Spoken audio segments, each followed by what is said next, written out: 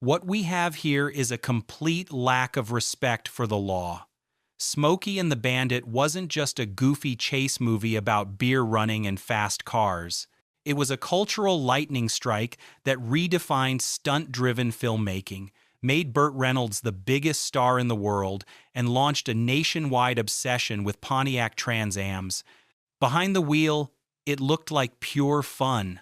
Behind the cameras, chaos, danger, and studio battles that nearly derailed the whole project. From reckless stunts to bizarre on-set feuds, what audiences never saw was a production that often felt as wild as the highway races it captured. Today, we're diving into 20 weird facts about Smokey and the Bandit, the accidents, the feuds, the secrets, and the legacy that Hollywood tried to downplay. And wait until you hear the bonus fact. It's something so strange, it changes how you see the movie forever. Buckle up, let's hit the road. The studio never believed in the movie. Universal didn't want Smokey and the Bandit. In fact, executives reportedly thought the script was weak and destined to flop. Director Hal Needham, a former stuntman making his first film, had to beg for financing. The studio reluctantly handed him a budget of just $4.3 million, barely enough for a television movie. But Needham had an ace up his sleeve: Burt Reynolds. At the time, Reynolds was Hollywood's #1 box office draw.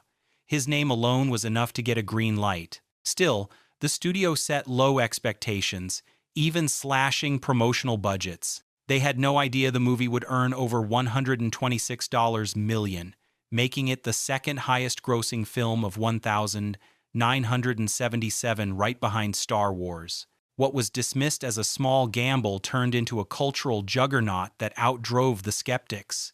Jackie Gleason improvised most of his lines. Sheriff Buford T.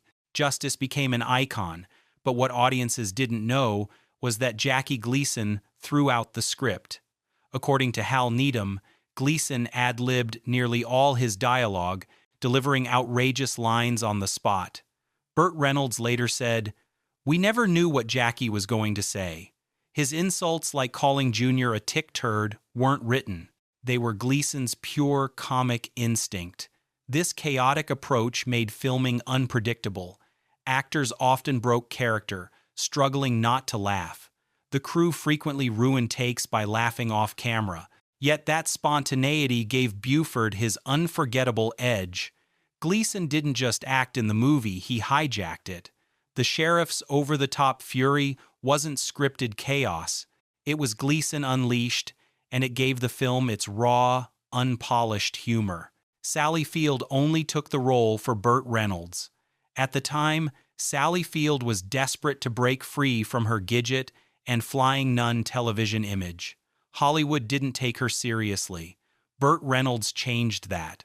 Reynolds pushed for Field to be cast as Carrie, the runaway bride, even though Universal doubted her box office draw. Field later admitted she only said yes because of Burt's encouragement and because they began a real-life romance during filming. Their off-screen chemistry bled into every frame. What looks like effortless flirtation was, in reality, genuine attraction. Their relationship lasted for years, with Reynolds later calling Field the love of his life. Without Burt's insistence, she might never have been cast. Without Sally, the movie's heart would have been missing. The Pontiac Trans Am was the real star. Pontiac provided 4 brand new 1,977 Trans Ams for filming. The movie's high-speed chases turned the car into a national obsession, with sales reportedly quadrupling afterward. But what audiences never saw was the destruction behind the scenes. By the end of production, all 4 cars were wrecked, suspensions broken, paint jobs ruined, engines fried. Needham admitted they had to push one car into shots because it couldn't run anymore. Pontiac executives were shocked at the free advertising. The company had provided the cars expecting minor exposure. Instead, the Trans Am became the ultimate outlaw vehicle. What wasn't just a muscle car on screen, it was a cultural rocket, and Smokey and the Bandit lit the fuse. The film was almost rated R. For a breezy comedy, Smokey and the Bandit walked a thin line with censors.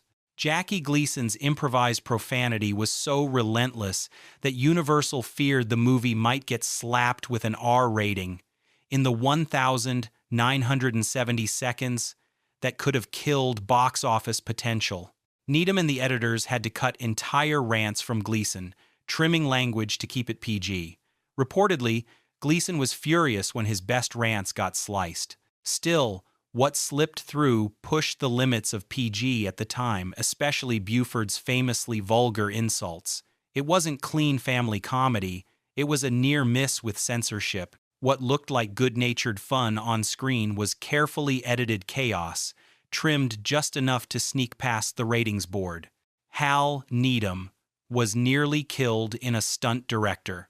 Hal Needham wasn't just calling the shots, he was a legendary stuntman who lived for danger. On Smokey and the Bandit, he often doubled for Burt Reynolds and even tested stunts himself. During one chase, Needham attempted a high-speed jump that went horribly wrong. The car landed nose first, collapsing the front suspension and slamming him against the steering wheel. Crew members thought he might be dead. Needham later joked that pain was part of his job, but behind the laughter was a brutal truth. The production pushed safety to the edge. In an era before CGI or modern stunt protections, every crash was real, every skid authentic. Needham risked his life to prove the Bandit's world wasn't a cartoon. It was real asphalt, real metal, and real blood in the name of spectacle. Jerry Reed wasn't the first choice for Snowman. Jerry Reed, the country singer turned actor, became forever tied to Smokey and the Bandit as Cletus Snowman Snow. But he wasn't the original pick. The role was offered first to Jerry Reed's good friend, musician Waylon Jennings. Jennings turned it down, feeling film wasn't his arena. Producers then turned to Reed, who brought a warmth and humor that balanced Reynolds' cocky outlaw energy. Reed wasn't just an actor, he also wrote and performed the movie's theme song, Eastbound and Down, in just one night. That song became an instant hit, climbing the country charts. What could have been Waylon's moment turned into Jerry Reed's breakout role. His dual presence on screen and on the soundtrack cemented him as the soul of the movie. Burt Reynolds took his payment in a strange way. By 1977, Burt Reynolds was the most bankable star in America. For Smokey and the Bandit, he commanded a $1 million paycheck, an enormous sum at the time. But Reynolds didn't just take cash. Reportedly, part of his compensation included a brand new Trans Am, identical to the one driven in the film. He proudly drove it off set, becoming his own Bandit in real life. The car became a symbol of his superstardom. Everywhere he went, fans associated him with the black and gold muscle machine. It wasn't just a perk, it was marketing synergy. Reynolds embodied the character off-screen, blurring the line between actor and outlaw. That Trans Am didn't just come from a studio, it came with an identity that would define Reynolds for the rest of his career. Jackie Gleason demanded creative control. Jackie Gleason wasn't just improvising, he reportedly tried to control entire scenes. According to crew accounts, Gleason refused to rehearse, insisting he worked better spontaneously. But his larger-than-life personality clashed with the structured shoot. He sometimes ordered camera setups changed to capture his rants. Burt Reynolds and Hal Needham tolerated it because Gleason's presence was comedy gold. Still, the crew was often left scrambling. One famous example, the diner scene, with Buford and Jr. Gleason decided on the spot to order a Diablo sandwich and a Dr. Pepper. That line wasn't scripted. The prop crew had to improvise a messy sandwich out of whatever was in the kitchen. Gleason's dominance caused chaos, but his instincts paid off. Those unscripted lines became part of movie history. The chase scenes were filmed at insane speeds. Audiences assumed the cars were driving fast, but the truth is, even crazier. Many chase sequences were filmed at speeds well over 100 miles per hour on real highways, without full road closures. Hal Needham's stunt team would coordinate with state troopers, but safety was thin. Crew cars blocked intersections at the last second. In one sequence, a Trans Am barely avoided a real civilian driver who wandered onto the road. Needham insisted on authenticity. No sped-up footage, no trick angles. When you see the Bandit weaving through traffic, it's not movie magic. It's a stunt driver gambling with his life. The sense of speed that electrified audiences came from reality. That's why the film feels raw and dangerous it was. That's 10 wild facts down. And before we dive into the next one, go ahead and like and subscribe, because just like the Bandit outrunning the law, this story only gets crazier from here. The film's budget nearly doubled during production. Universal originally approved Smokey and the Bandit at around $4.3 million, but stunts are unpredictable and expensive. Cars were destroyed faster than expected, film stock ran over, and Jackie Gleason's improvisations stretched shooting days.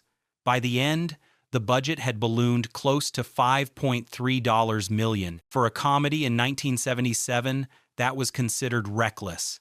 Hal Needham admitted he constantly fought with producers for more money just to finish action sequences. The irony? The studio almost pulled the plug midway, fearing it was throwing money at a flop. Instead, the gamble paid off with a domestic gross over $126 million. What looked like a runaway production was really a bargain. Every dollar sunk into wrecked cars and extra shooting days turned into one of the most profitable comedies of the decade. The famous bridge jump was a near disaster. One of the film's most jaw-dropping moments is the Trans Am jumping a collapsed bridge. What fans don't realize, that stunt almost killed the driver. The car had to be modified with extra suspension and weight distribution to survive the landing. Still, when the Trans Am hit the ground, it completely crushed the frame, throwing the stuntman violently against his harness. The vehicle was totaled instantly. Needham later admitted they had only one shot at it. If the car had failed midair, the scene would have been unusable. Instead, it became one of the movie's defining images. Not a special effect, not a trick, just one daredevil driver launching 2 tons of Detroit steel across a real gap in the road. The crash aftermath proved how much was risked for that brief spectacle. Sally Field did her own driving. Although she wasn't trained as a stunt driver, Sally Field insisted on performing many of her own driving scenes. Hal Needham warned her of the risks, but she pushed back, determined to prove herself as more than just Reynolds' love interest. Field later said she wanted Carrie to look like a woman who could handle herself, not just scream in the passenger seat. In several shots, including sequences on winding Georgia roads, that's Field, behind the wheel, nervous but fully committed. Needham admitted her confidence impressed the crew, even though he kept stunt drivers on standby. What looks like casual fun in the movie was, in reality, an actress battling fear to stake her claim. For Field, it wasn't just a role, it was a turning point in her career credibility. Burt Reynolds broke ribs. During filming, the Bandit wasn't invincible. Neither was Burt Reynolds. During one scene, Reynolds insisted on doing a car stunt himself, ignoring Needham's advice to let a professional handle it. The landing slammed him hard against the steering wheel, cracking his ribs. Reynolds kept the injury quiet to avoid delaying production. He reportedly popped painkillers and pushed through scenes, joking with the crew between takes. But in close-ups, some fans note his grimaces weren't always acting, they were genuine pain. Reynolds was the kind of star who believed audiences could tell the difference between a fake reaction and a real one. So he endured the injury, trading comfort for authenticity. What audiences saw was Bandit's cocky smirk. What they didn't see was an actor hurting under the wheel. The ending was completely changed last minute. Originally, the script ended with Bandit and Carrie escaping quietly, leaving Sheriff Justice humiliated. But test audiences wanted something bigger, more defiant, more Bandit. So Needham rewrote the finale in a rush. The new ending had Bandit and Snowman immediately agreeing to haul clam chowder to Boston, taunting Buford over the radio. It was absurd, outrageous, and completely improvised. The studio hated the change, worried it undercut the story, but audiences roared with laughter. That new ending gave the film its playful, never-ending outlaw spirit, suggesting Bandit's adventures could roll forever. It wasn't closure, it was rebellion. What began as a simple getaway story ended as a myth, with Bandit riding eternal on America's highways.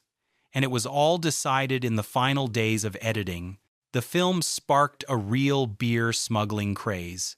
The movie's central plot, illegally transporting Coors beer across state lines, wasn't just a gag. In the 1,970 seconds, Coors couldn't be legally sold east of the Mississippi because it wasn't pasteurized.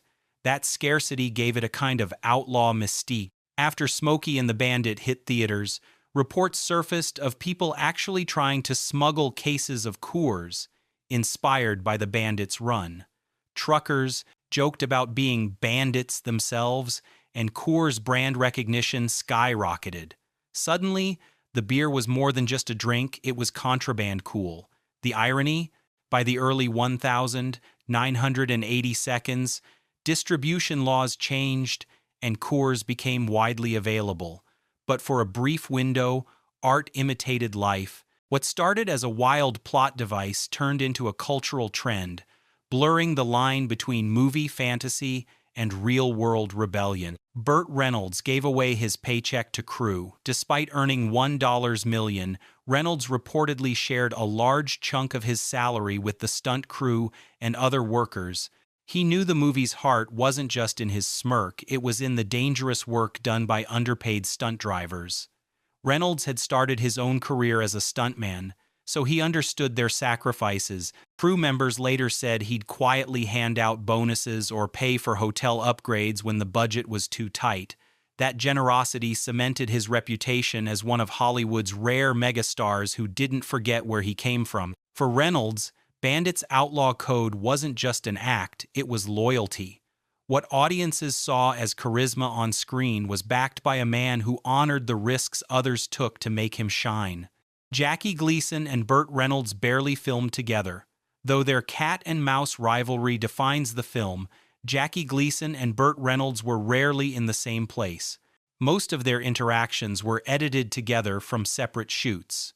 Needham explained that Gleason's schedule was tight, and his improvisations made it hard to coordinate with Burt. So Gleason filmed his Buford scenes almost entirely apart, ranting to the camera or to Junior.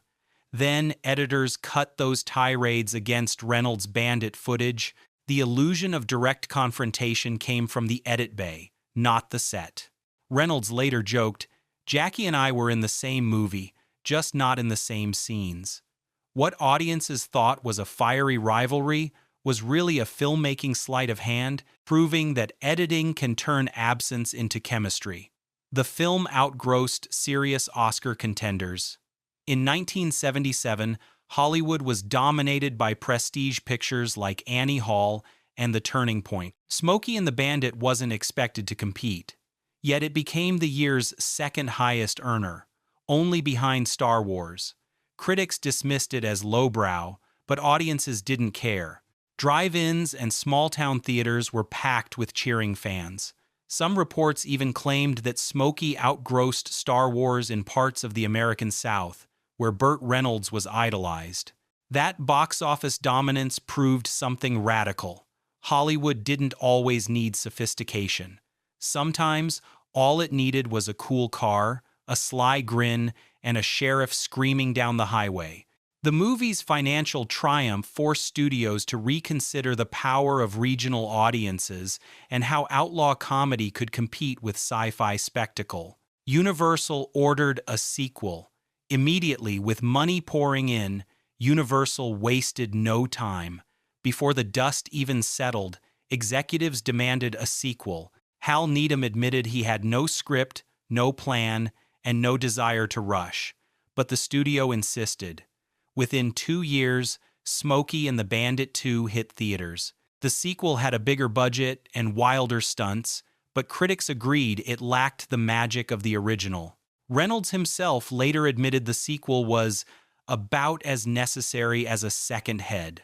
Still, its existence proved how desperate studios were to cash in on the Bandit phenomenon. What began as a risky $4 million stunt-driven comedy became a corporate franchise machine. The Bandit's outlaw spirit couldn't be contained. It was too profitable to ignore. Alfred Hitchcock almost directed it. Here's the wildest twist.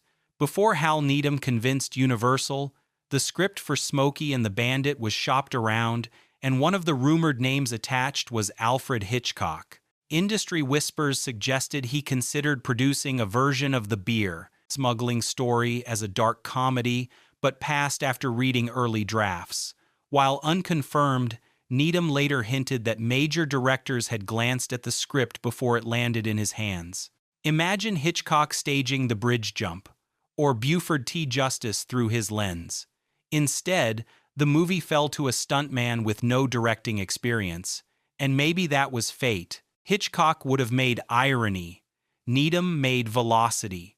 The movie's strange destiny, born from rejection, raised on chaos, turned it into an accidental legend. Smokey and the Bandit wasn't just a comedy about fast cars and foul-mouthed sheriffs.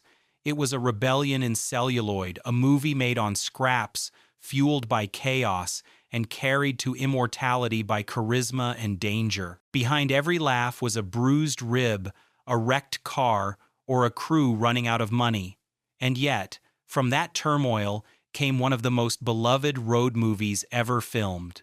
If you enjoyed this wild ride through Hollywood's backroads, hit that like button, subscribe for more behind-the-scenes secrets, and remember, when it comes to movies, sometimes the best stories happen off the screen.